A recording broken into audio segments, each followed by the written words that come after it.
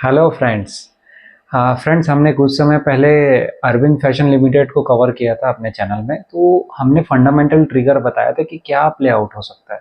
तो quarter three के result आ गए हैं, उसका डिस्कशन करेंगे और कौन कॉल भी आ गया है उसका। तो उसके बारे में हम डिस्कशन करेंगे, कैसा रहा परफॉर्मेंस और गाइडेंस कैसा रहा, और क्या था हमारा फंडामेंटल ट्रिगर, कैसे ये मतलब सही जा रहा है कि नहीं, किस डायरेक्शन में, वो सब डिस्कस करेंगे अपन।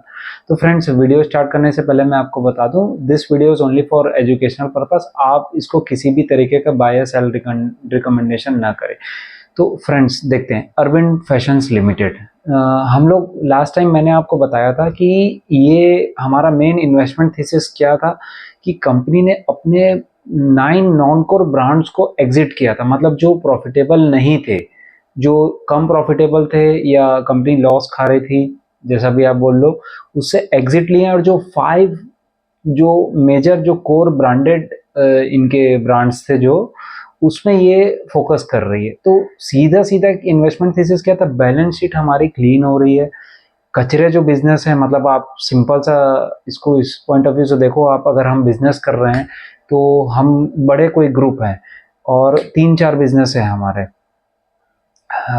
उसमें से कहीं बहुत अच्छी ग्रोथ आ रही है, कहीं मतलब उस बिजनेस से पैसा इतना कमा रहे हैं कि हम दूसरे बिजनेस में डाल के उसको लॉस खा रहे हैं। मतलब एक ऐसा डीमर्जर अपॉर्चुनिटी टाइप का आप इसको समझो कि खराब बिजनेस अच्छे बिजनेस से सेग्रीगेट हो गए और पूरा पूरा फोकस कंपनी का अच्छे बिजनेस में आ गया।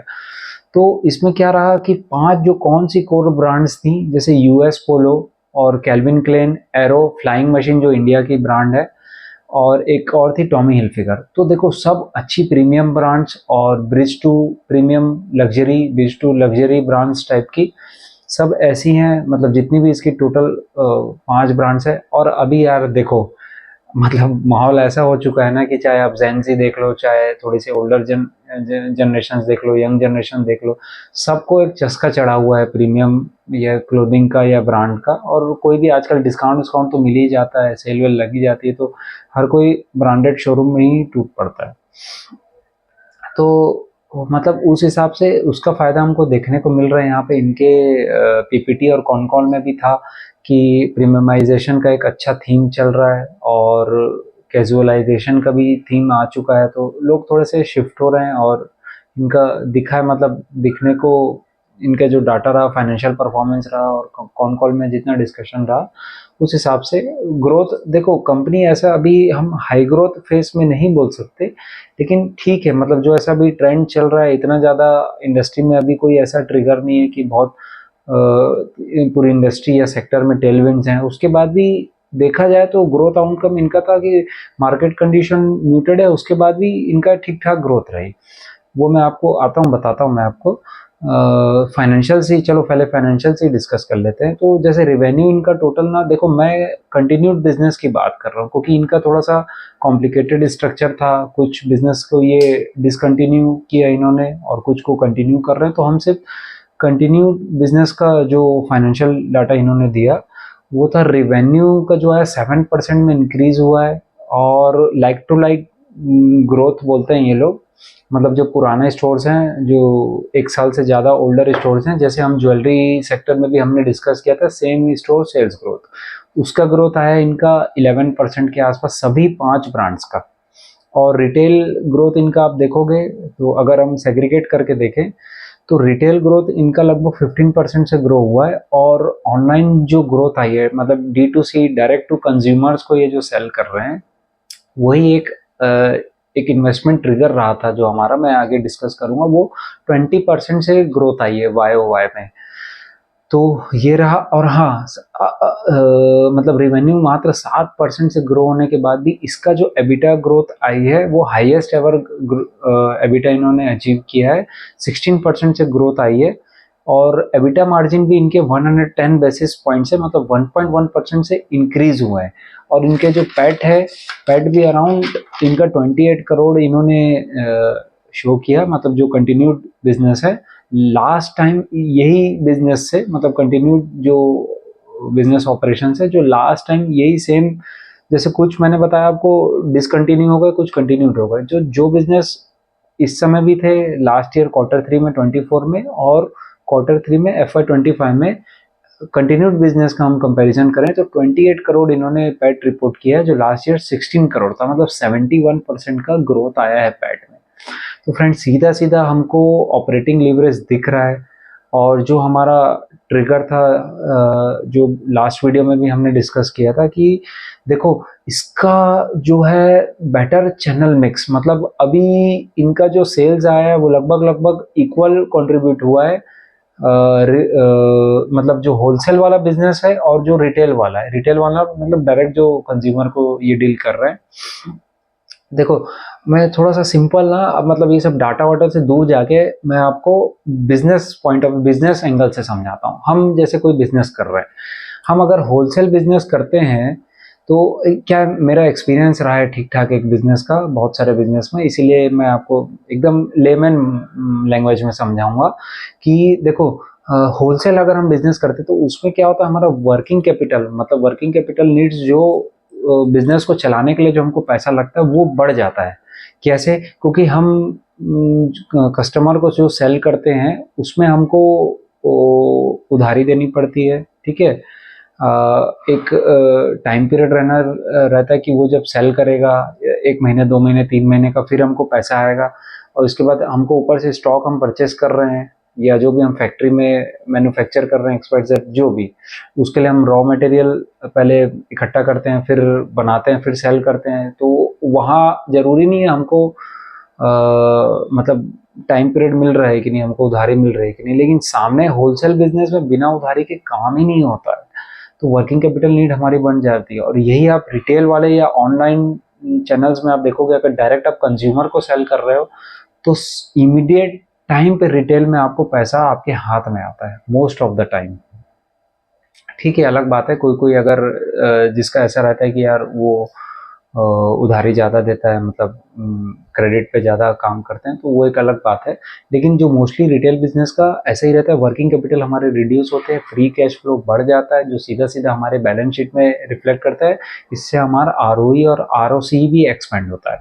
तो यही ट्रिगर्स हैं कि देखो इसका जो है, इसके जो चैनल्स है होलसेल, देखो बड़े मतलब नॉन कोर ब्रांड से इसने एग्जिट भी किया, और ये अपना जो चैनल मिक्स है उसको बेटर कर रहा है, मतलब डायरेक्ट अपने एक्सक्लूसिव शोरूम्स खोल रहा है, और ऑनलाइन में इनकी बहुत प्रेजेंस बढ़ गई। मतलब आप देखो ऑनलाइन आप देखोगे तो इनके जो ब्रांड है, मतलब कहीं भी आप सर्च करोगे, अगर ऑनलाइन टी शर्ट्स या कुछ भी कपड़े क्लोथिंग सर्च करोगे तो आपको दिखेगा कैल्विन क्लाइन, टॉमी हिलफिगर और US पोलो वगैरह का बहुत आजकल ऐड भी आती है और हमको दिखता भी है। और हाँ, कंपनी एडवर्टीजमेंट मार्केटिंग में खर्चा भी कर रही है, मतलब ग्रोथ प्रोस्पेक्ट है और एक्सपेंशन की मतलब अभी दरकार है, इसीलिए ये एक्सपेंड भी कर रही है, मतलब खर्चे भी कर रही है एडवर्टीजमेंट वगैरह में। तो अभी जो इनका कॉन कॉल था हुआ, ये मैंने आपको जैसे बताया चैनल मिक्स के बारे में, तो इनका था अभी लगभग 50-50% अभी होलसेल और रिटेल कंट्रीब्यूट कर रहा है। और होलसेल बिजनेस इनका लगभग YOY फ्लैट रहा, मतलब कुछ बड़े डिपार्टमेंटल स्टोर्स में जहाँ इनका जाता था उससे इन्होंने एग्जिट भी किया और धीरे धीरे अपने होलसेल बिजनेस को कम कर रहे हैं।